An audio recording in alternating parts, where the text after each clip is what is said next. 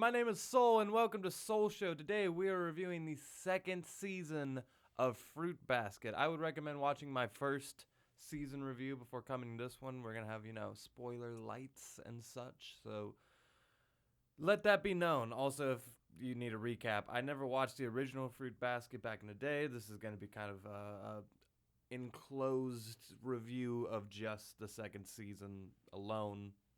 Haven't seen the original, haven't read the manga. Just FYI. And this season gave a lot of what I expected, and it pretty much stayed par for the course for almost all 20-some episodes.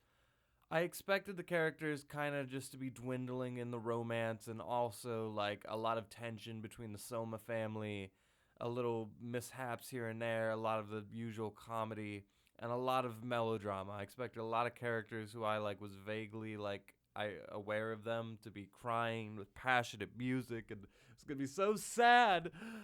Yeah, that's exactly what I got in this season, and there's nothing wrong with that. This is still a good show. I liked a lot of the character development after last season. Kyo being like this big animal and having this big moment as Toru.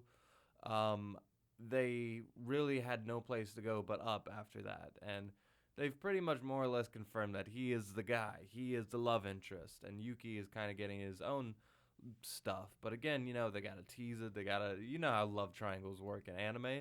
They gotta fuck around a little bit, which is okay. But where the show kind of loses me is like when it focuses on characters who have nothing to do with the main plot. There's certain ones that work. The one girl who was like a bookstore owner and had a relation to, she had a fun chemistry with Shigure. Is that how you say his name? The dog?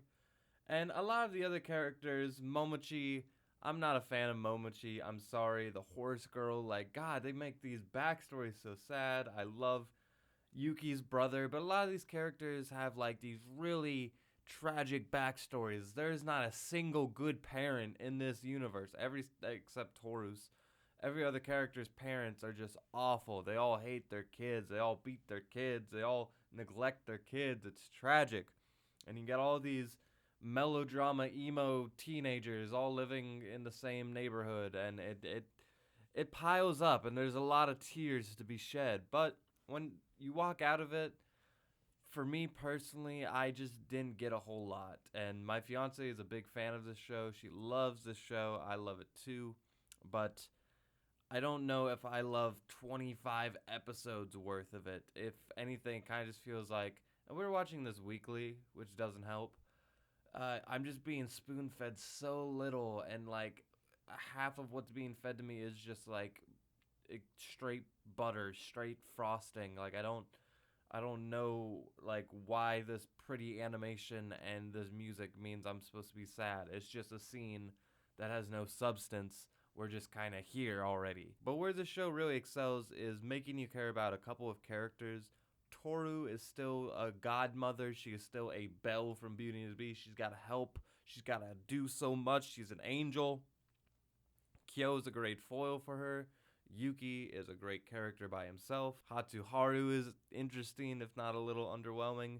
Again, Shigure, whatever's going on in his brain, every single scene he's... And a lot of people love Fruits Basket, man. I just don't really understand it all that well. It's a very cozy show. It's a very cuddly show. I like all the characters. I just don't know, what's driving me to care. If my fiance didn't keep me watching this show, I doubt I would have finished it. That being said, I do like it. The animation's pretty. Again, there's very little wrong with this show. But is it worth a 9 out of 10? Is it worth a 10 out of 10? I think not, but then maybe I'm just a cynical bastard. I was debating about giving this a 6. I really was. But Fruit Basket, second season, I'm going to give a 7 out of 10. It is a very nice, cozy show. I think season 3 is probably going to be a little bit better, but I enjoyed a lot of the plot threads they had with this one. Some felt pretty meaningless, but a lot of it, struck a chord with me. Oh, and shout out to the slapping opening song, Home, the second opening. Chef's Kiss. That was actually one of my most played songs this year. Anyway, guys, thank you so much for watching as always, and until next time, with that, I leave you.